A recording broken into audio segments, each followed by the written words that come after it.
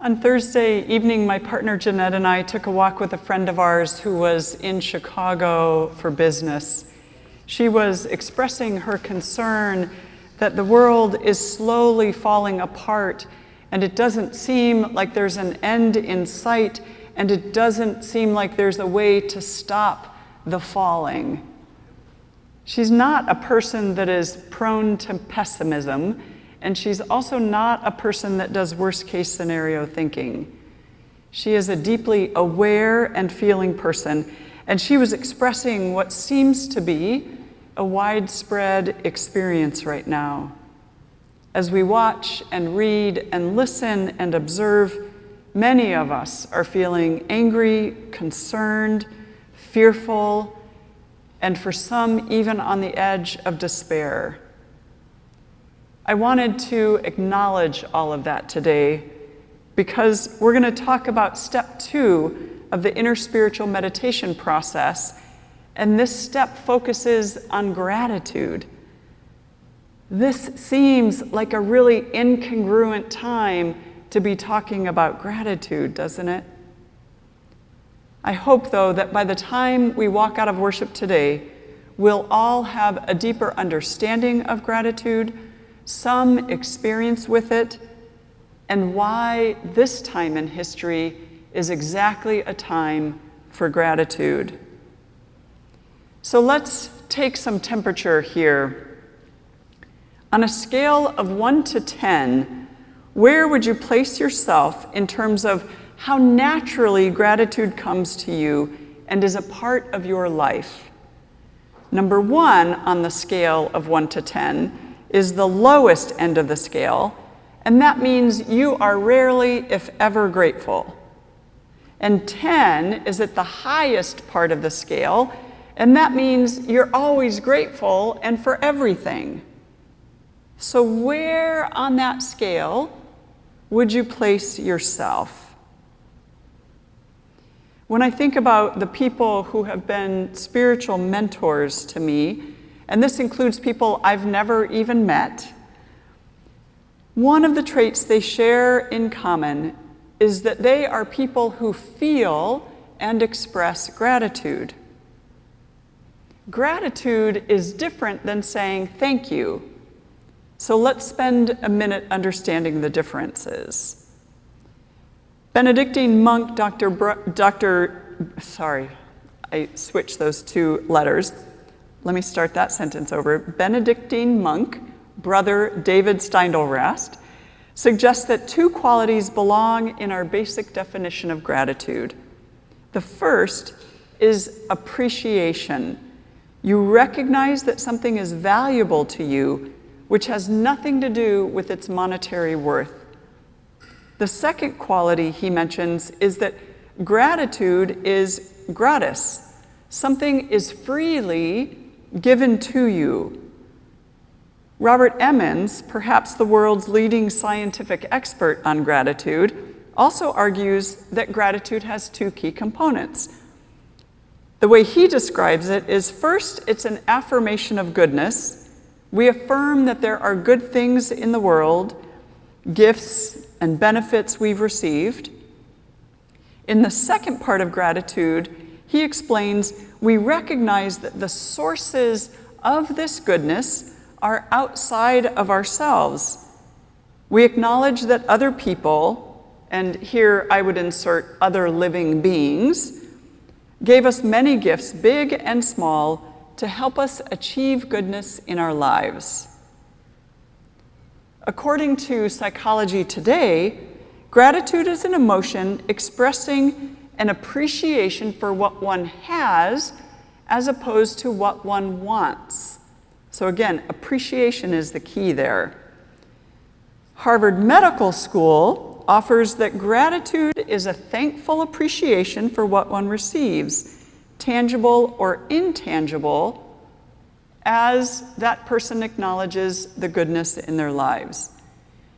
So being thankful tends to be an automatic response, like when someone provides a service for us. Sometimes it's a service we've paid for, and we say thank you. Actions surrounding thankfulness tend to only last a moment. Gratefulness happens at a much deeper level and has feelings attached to it. So when you appreciate someone or something, you are feeling appreciation.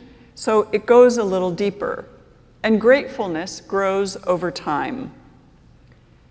Brother David gave a TED Talk titled, "Want to be happy? Be grateful."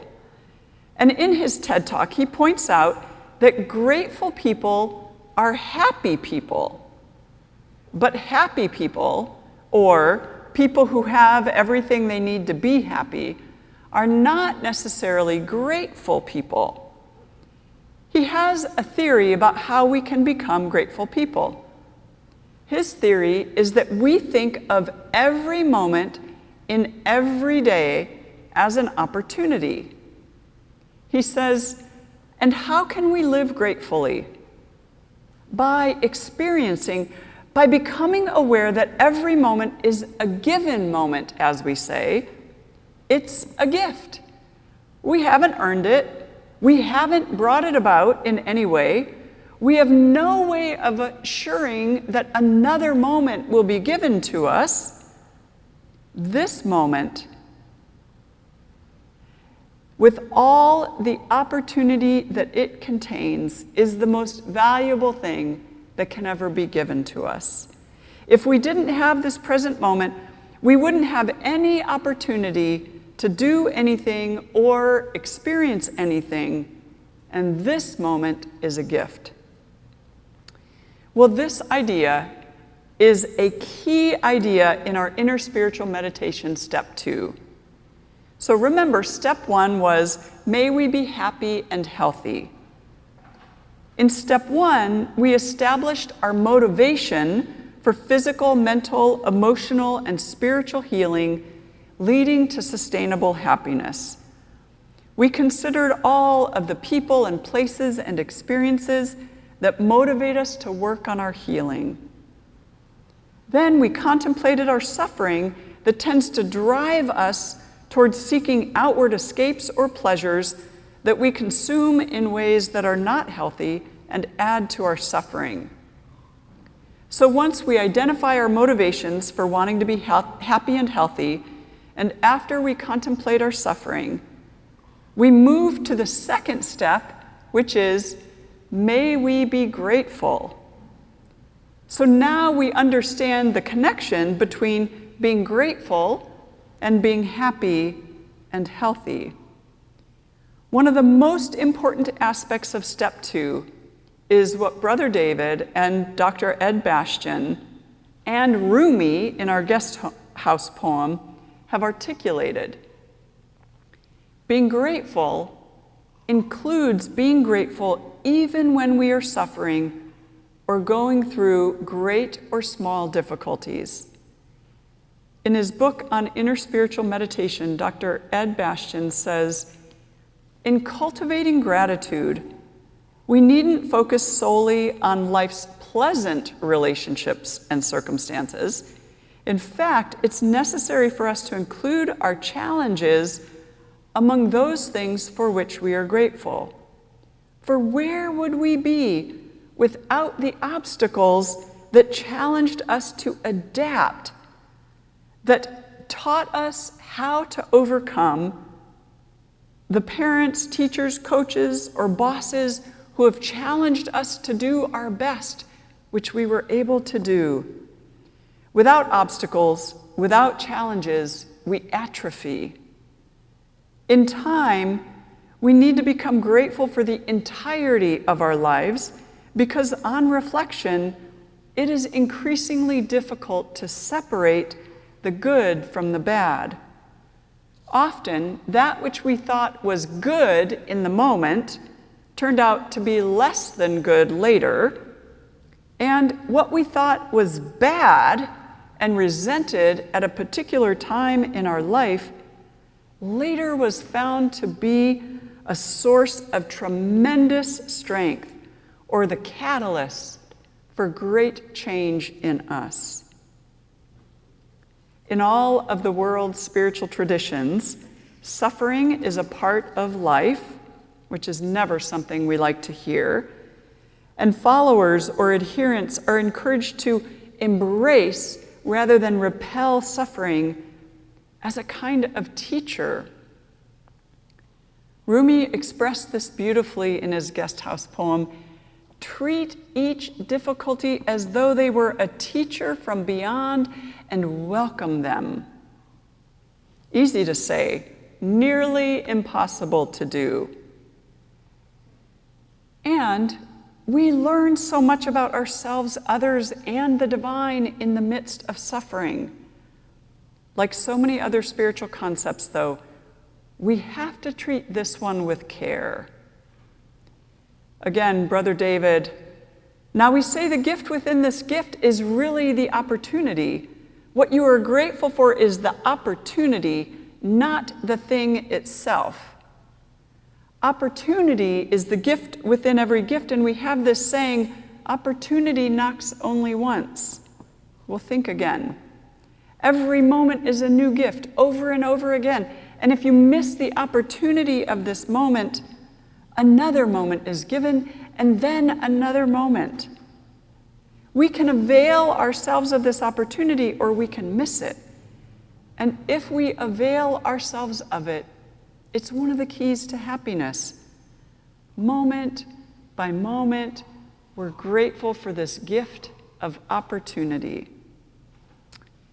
Brother David is careful to distinguish the opportunity of the moment from the specifics of the moment.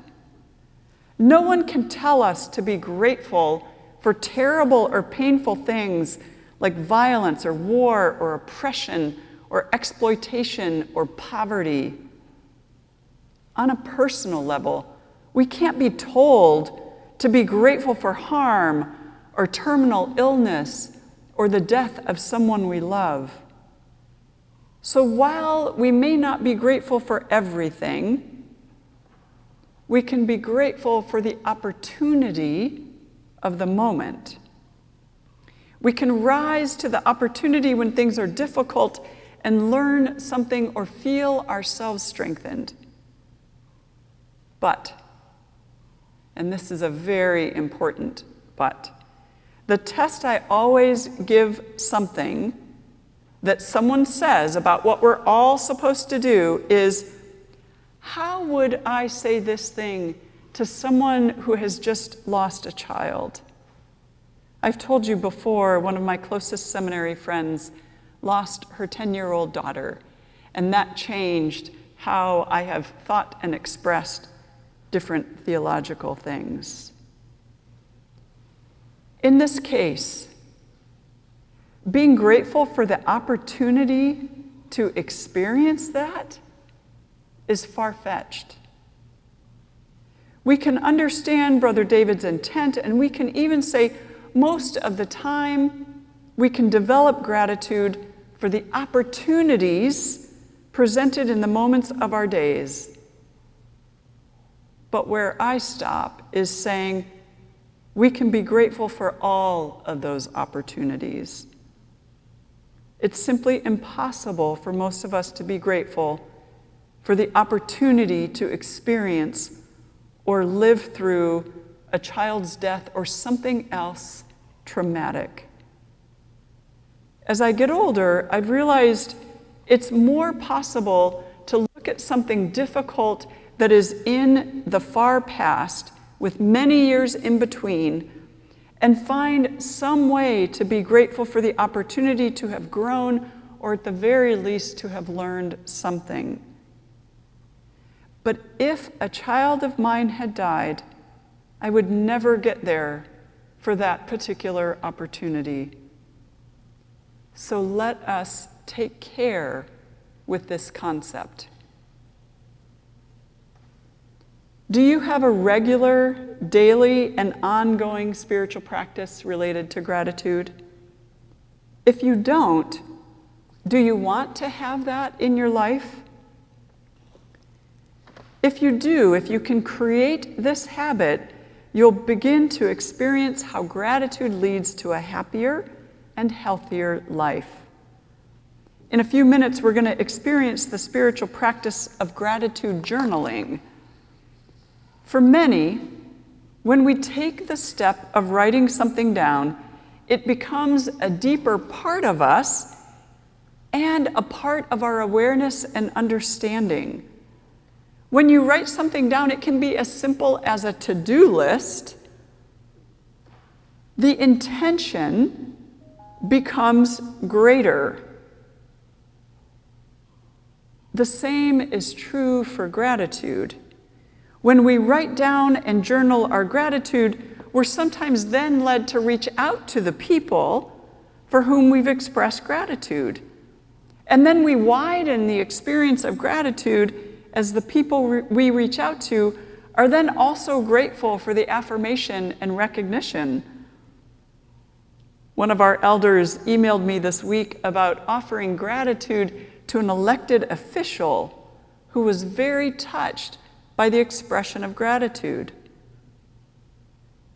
Sometimes our gratitude is more generalized, kind of large, and other times it's specific, and it helps us to name the specifics. When you are feeling and expressing gratitude, who or what is the giver of the object of your gratitude? If you see a beautiful flower, to whom or for whom are you grateful? It might be that you're simply grateful to the flower. It might also be that you're grateful to the person who planted the flower. And it could also extend to God and God's creation. If you see a stunning sunrise, to whom or for whom are you grateful? If your biopsy comes back negative, to whom or for whom are you grateful? As we engage in a spiritual practice of gratitude, may our awarenesses grow, and may our journey with gratitude in the coming weeks be rich with meaning. Amen.